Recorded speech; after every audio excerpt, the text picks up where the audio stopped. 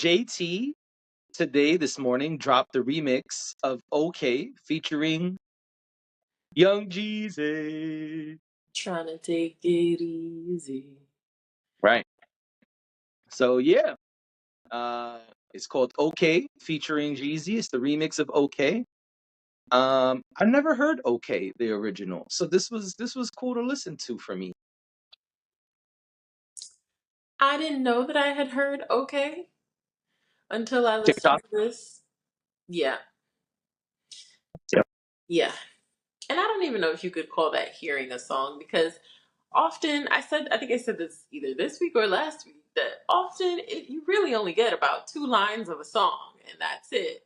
There are Right. songs that I then hear out in the wild and I'm like, oh my gosh, that song had like a completely different beginning.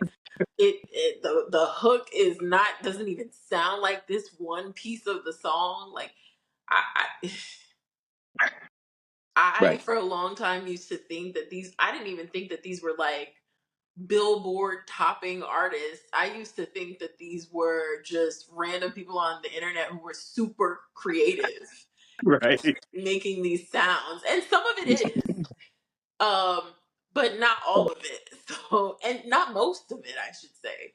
Right. Most of it is like music that if you listen to the radio or you pay attention to the Billboard Top 100, these songs are songs that are on there. So Yeah. I was familiar with the song. Um, hadn't heard the first one, and actually, I did listen to both.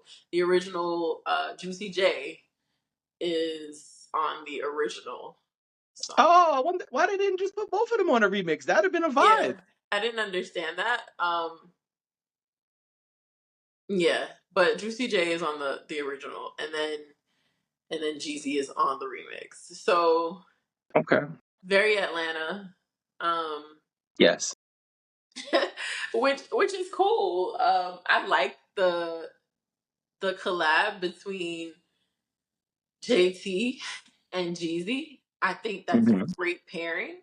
I like that kind of. I kind of like it when you get like that regional sauce.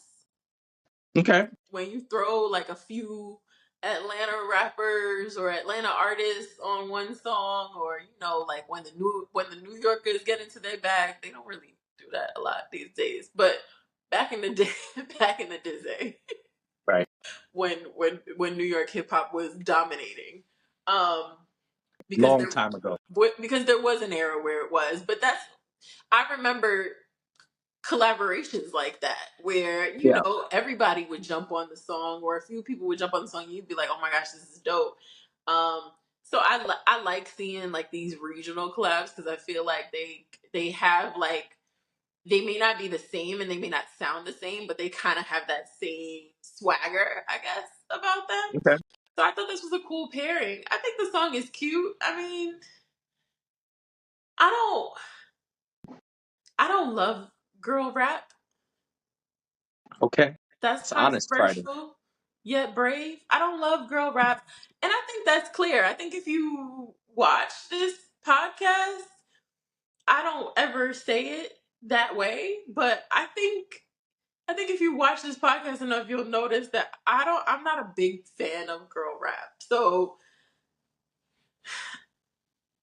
a lot of it is very like I'm gonna listen to this now and I may not ever like listen to it on my own again. I may hear it out in the wild. I'll dance to it. If I go to a festival and one of the girlies are performing, I'll go see them perform. Like I don't have a problem with any of that. But yeah, I'm not, but because Jeezy is here, I'm probably more inclined to listen to this or throw this in a playlist. Um, Okay. I hate to say that because, I'm a woman and I'm very pro woman, but I just girl rap is not really my thing. So I thought it was cool. After Okay. after saying all that, I thought it was cool. I think it's a cool record. I like that they teamed up to do this remix. Got it. Okay. Immediately when I heard the beat, I was like, "Oh, Jeezy fits perfectly on this record." Yeah. As soon as this started, I was like, "Oh, this sounds like a Jeezy beat. Like, Yeah, it sounds does. perfect." So, Yeah. shout out to Coach K for making the phone call, which Jeezy tells us, and making it happen because that was such a smart pairing. Uh, This is why I Go gotta ahead. this is why I gotta write stuff down. There was content that I wanted to address. But I'm sure you'll get to it. So I'll wait for you to get to it and then we can talk about it. Regarding this record. Like the content of the record. The Oh, okay. content of his verse. Oh, yeah, we're gonna get to that. I'm so sorry that I didn't mention that, but that is a factor here. Yeah, we'll get to it. And I have Um, questions. Single than the motherfucker. Well, that ain't even the one for me. But sure. And I we know thought he that was is. funny as hell. He said summer 2024. Single as a motherfucker. I mean, you can tell he just wrote this. Oh yeah, this This is is this a is current piping hot. This is a fresh off the press verse, I don't know when he wrote this, but it might have been yesterday. I, It was recent. It was recent. That is for sure, and I appreciate that. This wasn't a verse he had in the stash. This was no, no. I got you right now. no. Hold on. This happened in June 2024. He said, so all I keep hearing about is Drizzy, Kendrick, and K Dot, something like that. Yep. Yep. And I gotta be honest, I had to play that back because I said, didn't he just say Drake twice? And then I realized, no, he's talking about BBL Drizzy. BBL Drizzy. Because he said, all I keep hearing is, but he said Drizzy, Drake, and K Dot. That's what he said. Drizzy, Drake, and K Dot. Yep. But Drake also calls himself Drizzy Drake. So Yeah, I think that's probably what that is. But I don't know. Me personally, I took it as a nod to BBL you will take Drizzy. anything as a nod to BBL Drizzy. Hey, listen, that's what's hot right now. I still want to know who won the competition and the second place. Is it still going? I'm sure we'll find out eventually. Yeah, I want to know. Maybe it'll be on the Mustard album that's coming. That would be dope. Yeah. I mean, what Mustard could do is have like all what he considers as the best of on that verse. Anyway, He can do whatever he wants. I'm sure Mustard doesn't need my ideas. Um, back to the song. But if you do, mustard. Oh yeah, holla at me. You know what I mean? At Cherry Eggplants on Instagram. You know what I'm saying? Mm-hmm. Just holla at your boy. Yep. But anyway, yeah, I thought it was a good verse. I gotta be honest, I had a slow moment. I was like, why is she saying her hoes are just okay? Wouldn't she have tremendous super fly hoes? And then I realized the second time I heard the hook, oh, she's saying those hoes are just okay. She's stunting on these hoes. Yep. I got it now. I got it. But I said, sometimes oh, you gotta that not was. pose. Sometimes you got stunned on these hoes. That is true. I thought it was really interesting. Um, I thought it was a funny hook. Um, and real quick to go to what you said. Bless you. Real quick to go to what you said about girl rap, quote unquote. I don't think a lot of the music we hear from them. I don't think the singles are aimed to be the music you bump in the house. I think a lot of it is the music that I think those singles we hear from the women rappers today are for when you're out shaking some ass. I think that's where a lot of them are aiming their music to be for the TikToks, Mhm. to be for the clubs, to be for the festivals. I think that's where a lot of their singles are aimed to be at. So you could be in those I'm about to shake some ass moments. Right. Um, I think a lot of them aim to have moments where the song comes on and yeah, ow, and then drop it. Of course.